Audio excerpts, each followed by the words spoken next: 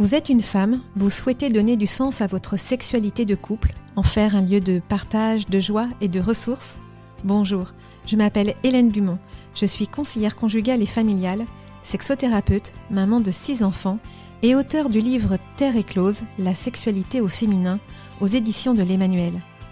Dans la 2e saison de Sexo, je continue à vous ouvrir les portes de mon cabinet pour vous partager les questions qui me sont le plus posées en entretien et les points de repère que j'offre en réponse afin que chacune puisse y puiser quelques pistes de réflexion sans pression.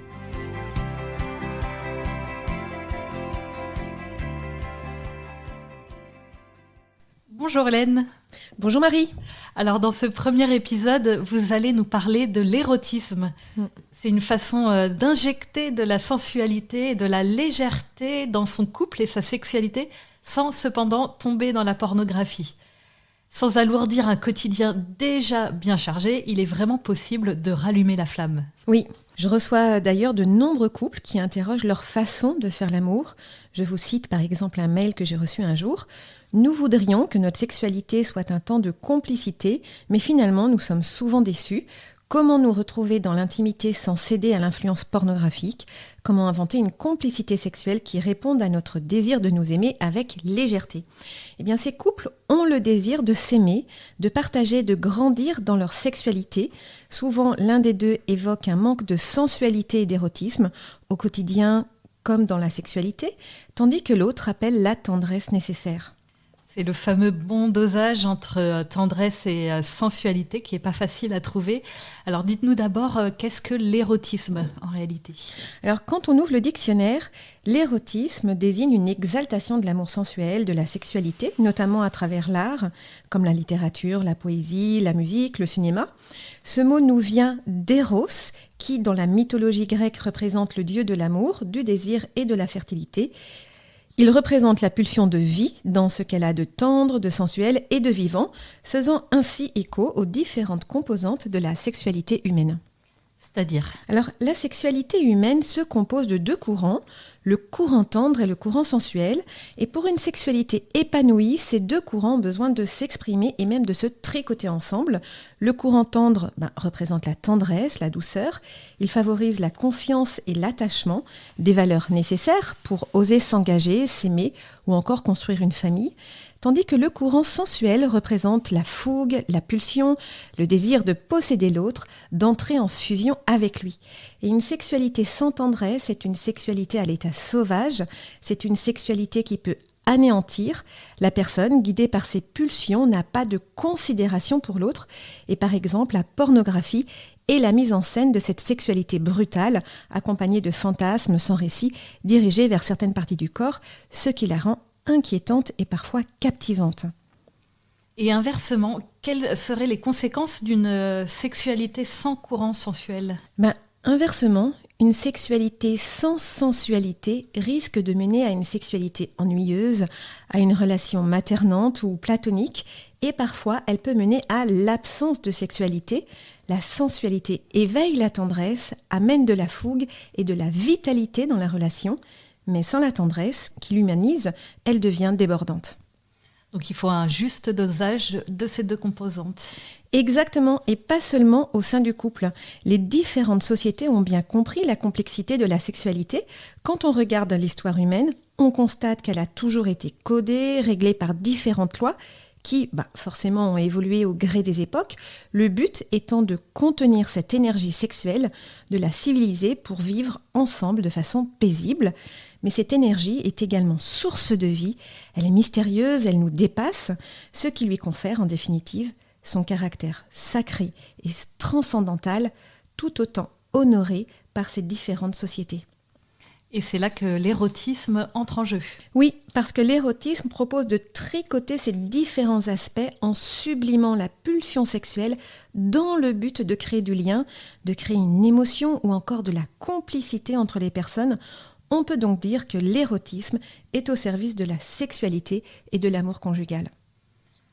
Je vois. Et concrètement, qu'est-ce que ça veut dire sublimer la pulsion sexuelle ? L'art, par exemple, est un espace possible de transformation. Les formes, les couleurs, le langage, le geste, la musique nous proposent de vivre une expérience érotique en sollicitant nos sens et notre imaginaire. L'expérience artistique est une expérience sensorielle, intellectuelle, émotionnelle et même spirituelle où la sexualité peut être envisagée de façon métaphorique, symbolique, suggestive ou parfois de façon plus directe, ce qui mène à l'érotisme. Et l'émotion suscitée, elle a vraiment rien à voir avec la sexualité ? Si, elle sera la plupart du temps accompagnée d'une réaction corporelle. Ce peut être une sensation de bien-être à la vue d'un tableau représentant des corps nus enlacés, par exemple. Ce peut être une sensation de délassement ou encore un rougissement en passant par les papillons dans le ventre jusqu'à la lubrification ou encore une érection. Si l'érotisme transforme la pulsion, il n'inhibe pas pour autant la tension sexuelle. Dans l'érotisme, la tension ou l'émotion sexuelle est toujours recherchée. Alors, comment décliner l'érotisme dans une vie de couple ? J'imagine qu'il ne va pas s'agir d'aller au musée ou à l'opéra ensemble, même si après tout, pourquoi pas ? Bien sûr, concrètement, dans la vie de couple, l'érotisme se déploie de façon tout à fait spécifique selon certains codes que je vais définir. Tout d'abord, l'érotisme va jouer avec la dynamique du cachet dévoilé. Je vois, mais je ne vois pas tout. Et comme je ne vois pas tout, j'imagine. Par exemple, je peux deviner sous un tissu souple la poitrine généreuse de ma femme qu'un léger décolleté laissera entrevoir. Comme je suis au restaurant et qu'il y a du monde autour de moi, je ne peux pas m'y plonger. Mais je peux penser au moment où je pourrais la caresser. S'il s'agit d'une sculpture de femme que je contemple dans un musée, je peux imaginer à travers les seins que je vois ceux de ma femme que je retrouverai peut-être le soir. L'érotisme procède ainsi par suggestion. Il sollicite notre intelligence, c'est-à-dire notre imaginaire, notre capacité à penser, à fantasmer, à imaginer des scénarios, à nous projeter en définitive dans quelque chose qui n'est pas, mais qui pourrait advenir. C'est subtil. C'est tout l'inverse de la pornographie qui, elle, va amener des images crues de façon immédiate. Exactement, c'est profondément différent. La suggestion peut également s'exprimer à travers le langage. Je pense par exemple au langage implicite développé par certains couples qui s'amusent à attiser le désir de l'autre en jouant avec une parole plus ou moins codée. Je pense par exemple à une femme qui disait à son mari avec humour : « Tu viens, je vais te montrer un truc dans la chambre ». Ce jeu de langage est aussi un jeu de séduction que seul le couple comprendra, ce qui renforce au passage sa complicité. C'est un peu comme si le couple jouait à cache-cache. D'une certaine façon, l'érotisme s'attache à ce qui entoure l'acte sexuel plutôt que l'acte sexuel en lui-même. C'est, pour reprendre les mots d'un homme, déshabiller sa femme comme on ouvrirait un paquet cadeau. Il paraît que l'interdit peut devenir très érotique. Est-ce vrai ? C'est plutôt la notion de limite qui est très érotique. Pour certaines personnes, par exemple, c'est très excitant de faire l'amour avec l'idée qu'on pourrait se faire surprendre. C'est faire l'amour dans un coin de jardin pendant que les voisins ne sont pas là, mais avec l'idée qu'il pourrait revenir. Ce risque pris, qui surfe sur le fantasme exhibitionniste, provoque une tension émotionnelle, ce qui va attiser la tension sexuelle pour certains, ou alors complètement l'inhiber pour d'autres. On parlera justement de ces fantasmes dans un prochain épisode. En attendant, est-ce qu'on retrouve ce même processus de tension sexuelle dans d'autres situations où il serait réellement impossible de faire l'amour ? Oui, je pense effectivement aux fiancés qui choisissent d'attendre le mariage pour se donner l'un à l'autre dans l'union sexuelle et qui se désirent toujours avec beaucoup d'ardeur durant cette période précédant l'engagement. Cette limite va souvent les amener à fantasmer ce temps de retrouvailles charnelles. Oui, ils sont amoureux, mais l'attente attise la tension sexuelle et donc tout devient propice à éveiller le désir. Les sens sont en ébullition.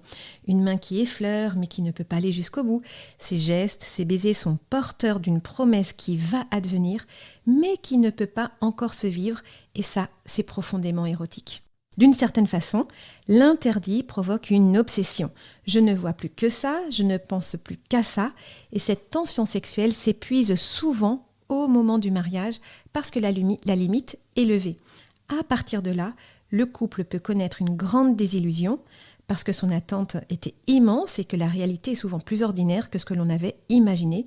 Ces jeunes couples devront trouver une autre façon de cultiver le désir érotique dans la simplicité de la vie quotidienne. C'est un vrai défi, j'imagine, pour eux. Oui, Et la maturité du couple sera d'apprécier cette sexualité réelle, non fantasmée, de cultiver et de vivre la tension érotique autrement que dans la retenue qu'imposait le choix du respect de la virginité avant le mariage, ce qui demande un peu de créativité et d'investissement, et pourquoi pas un peu d'humour. Alors, comment vivre réellement cette sexualité avec érotisme ? Alors, je disais tout à l'heure que l'érotisme nous sollicitait dans nos 5 sens. L'ouïe, l'odorat, le toucher, la vue, le goût. Cet aspect me semble fondamental dans l'expression d'une sexualité incarnée. Ce qui est érotique, c'est de prendre conscience de la façon dont mes sens sont sollicités dans ma relation avec l'autre. C'est-à-dire que je vais prendre le temps d'être attentif à ce que provoque la présence de l'autre, le corps de l'autre en moi. Je vais prendre le temps de goûter l'expérience. Encore une fois, cette démarche est à l'opposé de la pornographie qui ne propose pas de prendre le temps de ressentir. Son but étant de répondre à une pulsion et de mener rapidement à une décharge orgastique. L'érotisme propose une forme de lenteur. Ce qui peut être intéressant, c'est d'accompagner ce ressenti d'une intention amoureuse et sensuelle. Alors, c'est-à-dire intention amoureuse et sensuelle. Alors, je peux par exemple être saisie de joie et éprouver des frissons à la vision du corps nu de mon homme quand il sort de sa douche. Je peux le trouver beau et me régaler de ce regard que je pose sur lui. Mais je peux aussi ajouter une intention à ce regard en me rappelant toutes les belles choses que je suis capable de vivre avec cet homme aimé dans ma vie quotidienne et intime. C'est ça l'érotisation. Et j'invite souvent les couples que j'accompagne à se regarder ainsi quand ils font l'amour. Oui, cette courbe me touche, mais je peux également associer mon regard à une pensée positive la concernant et me dire, par exemple, cette épaule qui me soutient, quelle chance j'ai de l'avoir de façon exclusive, de la caresser, de l'embrasser, d'en être aimé. La pensée amoureuse crée une tension érotique. Prenons un autre exemple avec le chocolat. Ma façon de déguster le chocolat peut être radicalement différente si je prends le temps de l'apprécier avec mes 5 sens plutôt que de l'avaler tout cru. Je prends le temps de le regarder, de sentir son arôme, de le mettre dans ma bouche, de sentir sa consistance pour enfin le sucer, le croquer. Je le déguste en pleine conscience avec l'intention d'y trouver du plaisir et de la joie. Là, on est dans une expérience très sensuelle et quand on met de la conscience dans nos sens, on passe du sensoriel au sensuel. C'est toute la dynamique de l'érotisme. Il y a une excitation sensorielle et mentale. D'ailleurs, on dit bien que le premier organe sexuel, c'est le cerveau. Ah oui, d'accord. Bon, je vais regarder mon carré de chocolat d'une autre façon.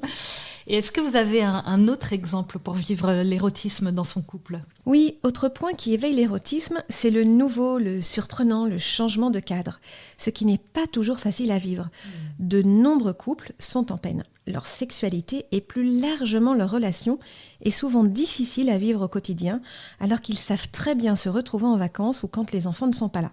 Dès qu'ils sortent de leur cadre, c'est-à-dire du foyer, ils me disent que la magie opère à nouveau. Ce changement permet de prendre du recul avec la to-do list et amène de la légèreté. Pas facile à mettre en œuvre, mais nécessaire. Et puis j'ai entendu dire aussi que le désir érotique se nourrissait de la différence. Oui, la différence cultive le mystère, c'est logique. Je vais investir quelqu'un qui ne me ressemble pas et cela va susciter de la curiosité, de l'admiration, à condition de ne pas exiger de relations fusionnelles. Cette différence est à cultiver au sein du couple, ainsi que ce désir de toujours vouloir découvrir l'autre. C'est une vraie question d'ailleurs. Comment rester curieux de l'autre ? Comment continuer de le surprendre et comment continuer d'être surpris par lui ? C'est un vrai travail relationnel, mais c'est un travail passionnant. On n'a jamais fini d'explorer la relation, de sonder l'autre dans ce qu'il a de mystérieux.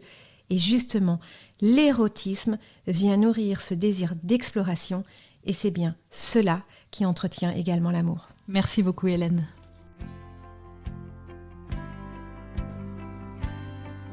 Merci de nous avoir écoutés.